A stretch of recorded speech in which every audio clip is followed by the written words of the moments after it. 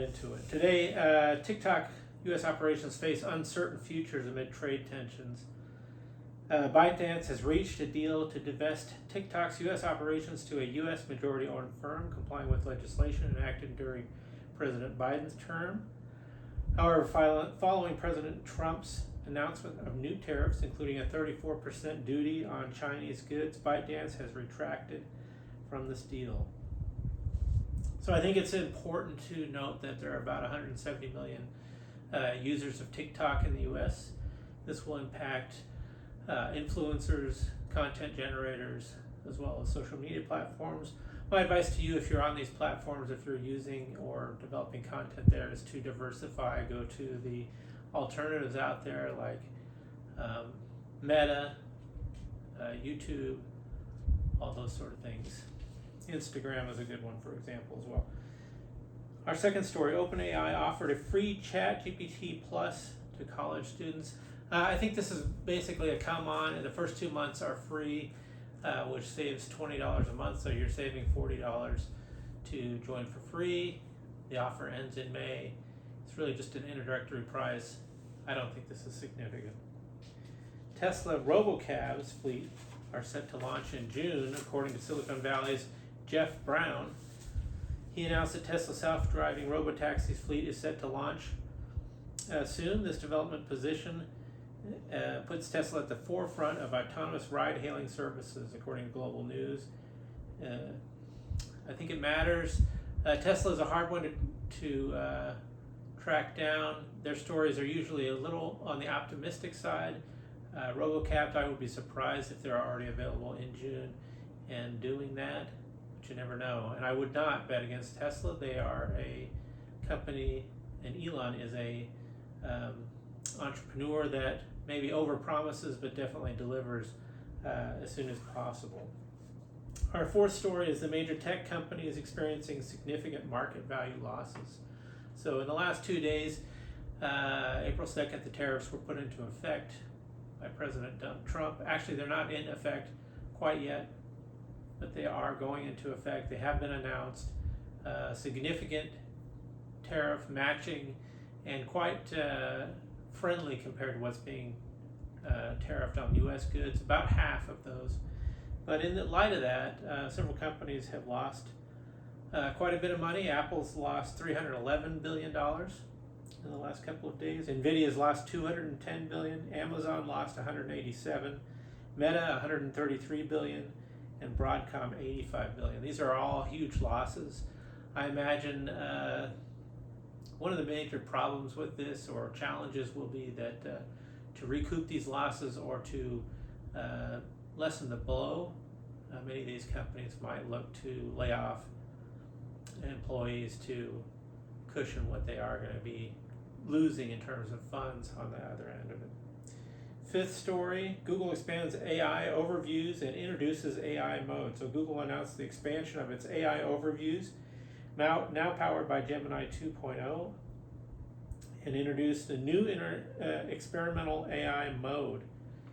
So this matters because it enhancements aim to provide users with more intuitive and efficient search experiences, reflecting Google's commitment to integration of advanced AI into its search.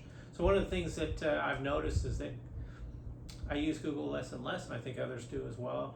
It has gotten kind of messy with all the ads that are interspersed in every Google search, the way they serve up Google information. And quite frankly, you can use AI like ChatGPT and others to do your searches there, and they're not filled with ads or things to sell you. You got to remember, at the end, Google is trying to sell advertising, and they've kind of forgotten their roots and have focused more on making money and providing those ad agencies, ad companies, money by feeding up your searches. Our sixth story for the evening is Amazon's robotic integration raises work safety concerns. So Amazon has continued to integrate robots into their company and has an increasing reliance on robots in the workforce, working alongside humans. So automation is important and helps save money. It is a concern in terms of long-term safety of the humans that are interacting with the robots, as also the robots replacing humans long-term. This is a kind of a reality of what's happening these days, and just a concern as to where things are going in the future. I think Amazon will continue to squeeze out more value and speed up their processes and possibly even deliver a better product, but at the cost of their employees. So good one to watch. Our seventh story, OpenAI plans to release a new OpenAI language model. So the OpenAI announced intentions to release its first open language model since GPT-2 in the coming months, according to TechCrunch. And the open source language model could force transparency and collaboration in the AI community and enabling a broader research and application development. This is kind of important in terms of keeping AI innovation going and to continuing to foster innovation within the community and within the AI realm of corporations. The robotics company Figure 8 is seeking $1.5 billion in funding, and they have a $39.9 billion valuation. So one of the things that is important with robotics is there is quite a bit of growth there. There's quite a bit of enthusiasm and capability coming with humanoid robots. They're getting better and better. They used to be all run pneumatically. Now they're running with electric engines. Everything's more efficient, more precise. The robots are getting easier to do, and the AI is only fostering that and helping that. Soon, we do see, like within the next 5 to 10 years, robots will be doing many of the things that people do now. So keep an eye out on that. Then our last two stories here. SpaceX Fram-2 mission completed a historic polar orbit. So they went from the northern orbit to the southern orbit, something that rockets don't normally do or haven't done in the past. And so we're going to get some. So first, it's the first commercial flight of commercial astronauts, and then so civilian astronauts, and they're going to have new pictures that we will be able to see, and there will be new views of the Earth. That will be exciting.